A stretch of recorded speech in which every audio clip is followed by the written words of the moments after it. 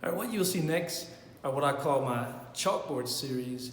They're all inspired by two photos from the civil rights era. The first photo was a young black girl on the way to school for the first time as part of integration. And behind her is a whole crowd of students and adults who are screaming at her. And you can imagine she's just terrified on the inside. And I can imagine being a small child and having a whole mob of people protest your arrival. And so this series, the Chalkboard series, tries to discuss what it must have been like for those kids in classrooms that were almost all run by white women. And when it came time to discipline those kids, they were sent to white men.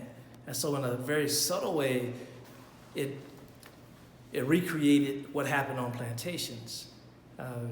These particular first two Chalkboard series pieces that has the writing tries to imagine if a young boy and a young girl were being punished while also having their bodies policed. And the first one for the young man says, "I will not be big, black, and scary in class."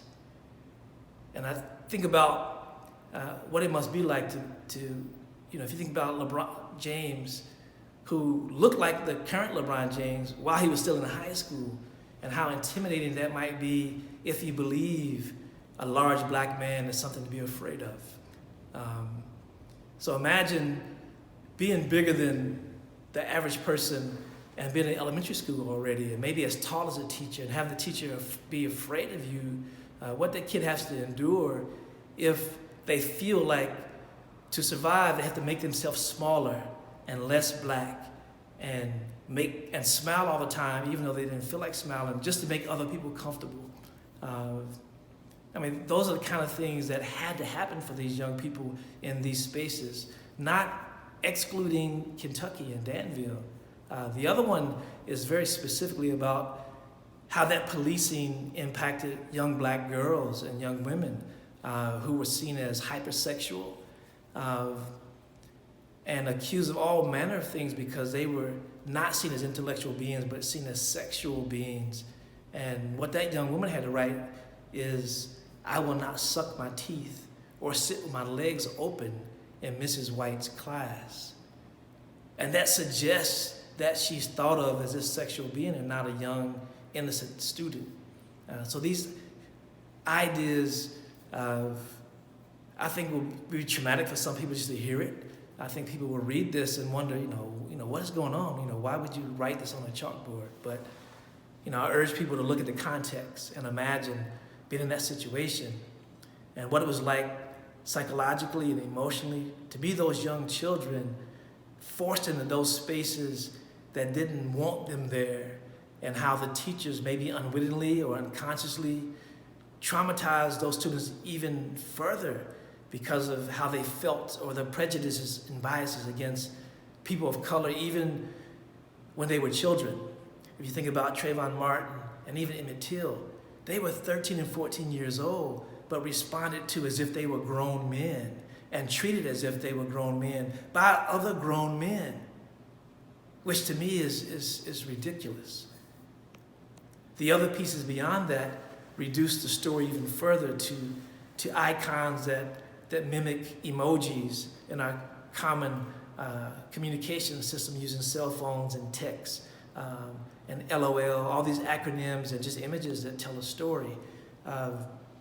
One of these is called African American History 101, and tries to tell the story of taking black people from Africa, traumatizing them by punishing them over and over and over again, and the power of using guns and weapons, and not to separate out the power of religion and how forcing whole groups of people to deny their original religion and become quote-unquote Christians, plus making them pick cotton, and how having moved through that whole process and adding control of the law, the power of the ballot box, the judicial system, and policemen, access to the best education, and all the land ownership, how that created all this American wealth, and how that wealth gave a certain group of people the advantage in America. And it has an asterisk next to the bag of money that says whites only, which tries to reach back to the civil rights era when desegregation forced separate facilities in public transportation and eating establishments, golf courses, beaches. As ridiculous as it sounds today, that was a reality for people who were alive then. I was alive then. It was happening when I was a child. My father told stories about how he was treated as an adult and as a young man in Danville because of those unspoken and spoken rules. So if you look at what those images have to say about our history, it's easier to translate the smaller one, which talks about how black bodies are used to create another kind of plantation system when it comes to athletics, of how the same system minus cotton but plus sports times Nike and other larger financial systems that are geared to make money, how they still make money off of black bodies and black sweat and black effort.